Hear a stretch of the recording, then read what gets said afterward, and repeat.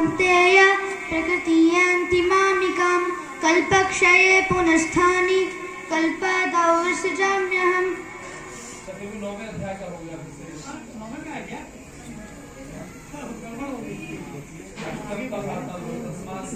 तस्मात् सर्वेषु कालेषु मामनुस्मरयुध्य च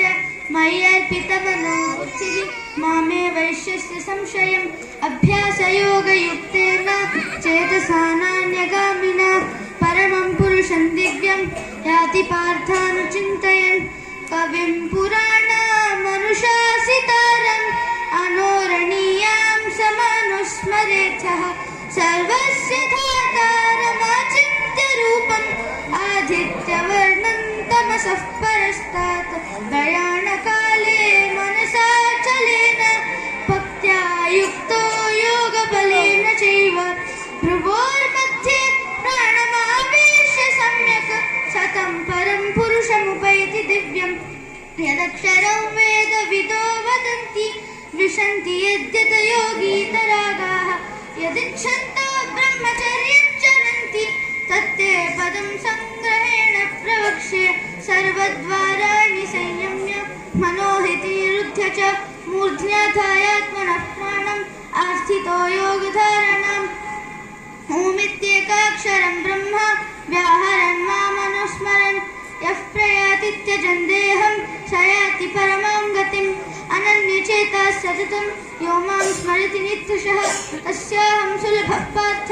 नित्ययुक्तस्य योगिनः मामुपेत्य पुनर्जन्म दुःखालयमशाश्वतं नाप्नुवन्ति महात्मानः संसिद्धिं परमां गताः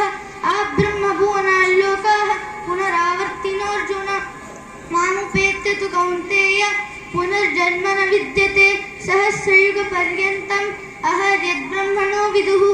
रात्रियुगसहस्रान्तां देहोरात्रविदो जनाः अव्यक्ताद्व्यक्तयः सर्वाः प्रभवन्त्यहरागमे रात्र्यागमे प्रलीयते तत्रैवाव्यक्तसंज्ञके भूतग्रामस्य एवायं भूत्वा भूत्वा प्रलीयते रात्र्यागमे वशः पार्थ प्रभवन्त्यहरागमे परस्तस्मात् तु भावोऽन्यः अव्यक्तो व्यक्तात् सनातनः यस्य सर्वेषु भूतेषु नश्यत्सु न विनश्यति अव्यक्तोऽक्षर इत्युक्तः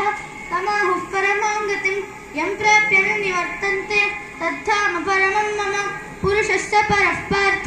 भक्त्या लभ्यस्त्वनन्यया यस्यान्तस्थानि भूतानि येन सर्वमिदं ततं यत्र काले त्वनावृत्तिम् आवृत्तिं चैव योगिनः प्रयातायान्ति तं कालं वक्ष्यामि भरतर्षभ अग्निर्ज्योतिरः शुक्लः षण्मासा उत्तरायणं तत्र प्रयाता गच्छन्ति ब्रह्म ब्रह्मविदो जनाः धूमो रात्रिस्तथा कृष्णः षण्मासा दक्षिणायनं तत्र चान्द्रमसञ्ज्योतिः योगी प्राप्य निवर्तते शुक्लकृष्णे गतिह्येते जगतः शाश्वते मते एकया यात्यनावृत्तिम् अन्यया वर्तते पुनः वेदेषु यज्ञेषु तपस्सु चैव दानेषु यत्पुण्यफलं प्रदिष्टम् अग्नेति तत्सर्वमिदं विदित्वा योगी परं स्थानमुपैति चाद्यम् ॐ तत्सदिति श्रीमद्भगवद्गीतासु उपनिषत्सु ब्रह्मविद्यायां योगशास्त्रे श्रीकृष्णार्जुनसंवादे अक्षरब्रह्मयोगो नाम अष्टमोऽध्यायः। श्रीकृष्णार्पणमस्तु। बहुत सुंदर।